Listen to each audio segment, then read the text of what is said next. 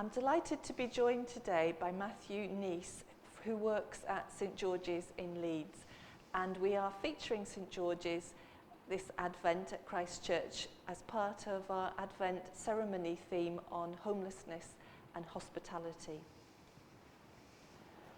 Welcome, Mathew. Thank you so very much for coming to join us here at Christ Church in these strange times. We're grateful to be able to interview you like this. I wonder, would you mind introducing yourself and telling us a little bit about your role at St. George's and then how the crypt works in terms of staffing? Yeah, I'm Mathew Nice, and I've been working with St. George's Crypt in Leeds now for over 10 years. We are a city centre hostel, emergency accommodation for single people. We've been there for 90 years. It's our birthday this year, actually. Obviously, times are very different under the COVID. We have over 67 staff, permanent staff, and we run a number of other projects across the city, including one for men who are residential, who have drink problems, and we run a project called Growing Rooms, which is for men who are coming off drink and drugs, addiction, including housing. And we also run a catering arm, which enables people to learn skills and accommodation.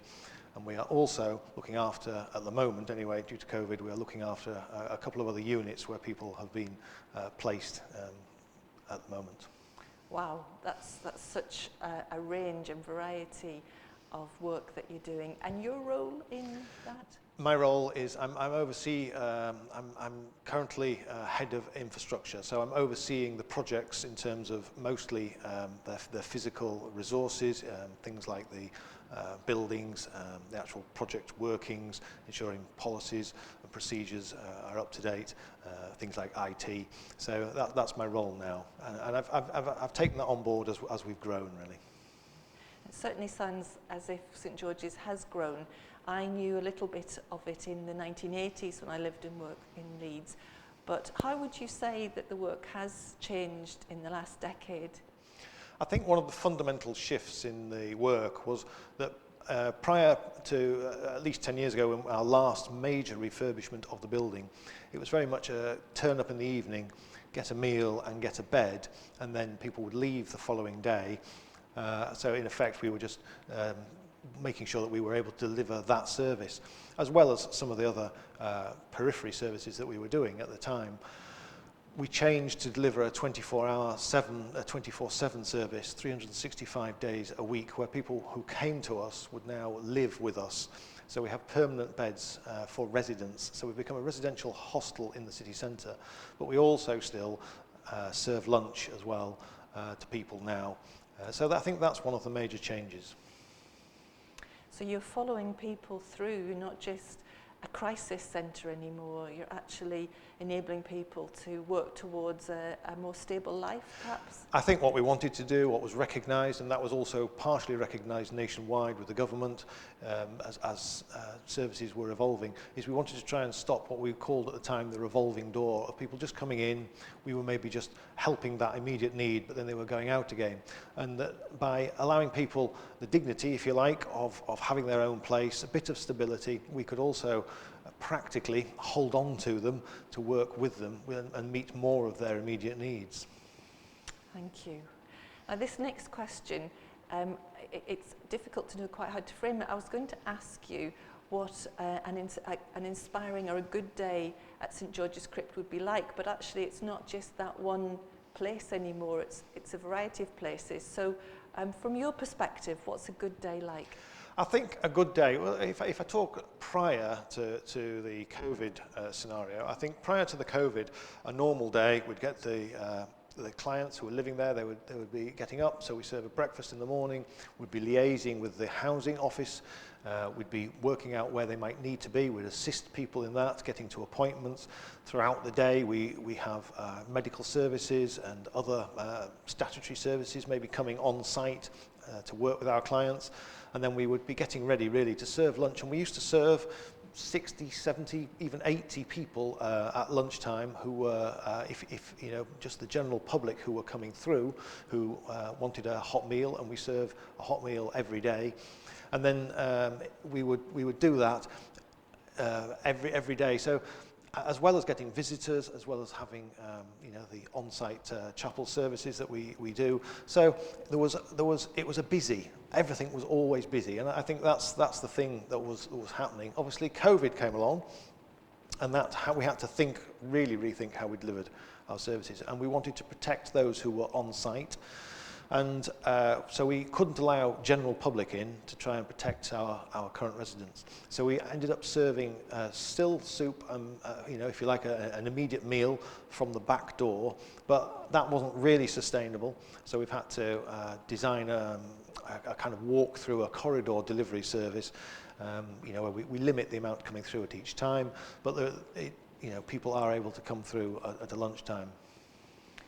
I follow St. George's on Facebook, and so I picked up how quickly St. George's was able to change pattern of delivery and still help people, and it was really, really very impressive when the rest of us were to some extent still floundering around.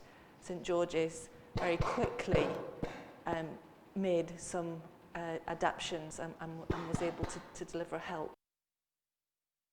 What about those you can't help? Are there any people who you would love to be able to help but you can't, or if you had more resources you could do more? I think in any service and in any city there's always people who either don't want the assistance or maybe not there and then, and we've always been a beacon. As I say, we've been there for 90 years, and some of the clients, some of the people who come through, we've seen for many years in different stages. And I think one of the hardest things at the moment is that we're not always able to forge that relationship that maybe you can over a lunchtime of how are you, and you can maybe see the need that they've got. I can actually physically, I can by just chatting with them, maybe just go a little bit further, and they might maybe say something. I think, I see, and I can assist them. I think one of the things is that we're able to be dynamic enough as an organisation and willing enough, and a great team around us, to be able to deliver it quickly and different ways. I mean, that has been a great thing for the city, but I think that we're probably missing out a little bit on some of those at the edges at the moment. Thank you.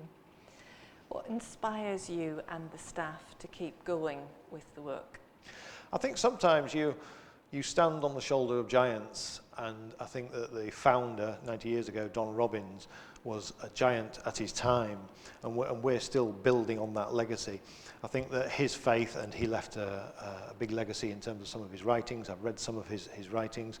I personally have a faith, and that's such a big driver, to be able to, if you like, work out my faith in a place in the city is just very rewarding. Thank you. What has working with the Crypt taught you about human nature, and maybe also has it taught you anything about God? I think, like all things, that sometimes you come into it and what I can do and how I can change everything, and life and the world sometimes changes you, and God certainly, as we are being refined, polishing off the edges so that we become more like him, he does change us. I think sometimes it's not always easy, I find, to love the unlovely. Most people who come through and we serve every day are grateful and thankful for what we do, but some aren't.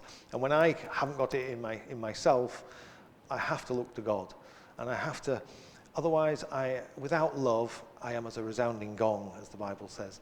So I haven't got that always in myself, and I lean on God to give that love out to others who come through. Thank you. Thank you very much indeed, Matthew, and thank you for all the work at St. George's, and we will look to support it, continue to support it at Christ Church as best we can. Thank you for having me. Christ Church has been a big supporter for a long time of the work at St. George's Crypt, and it's a real pleasure that you've had me here today, and that our support for it can be continued.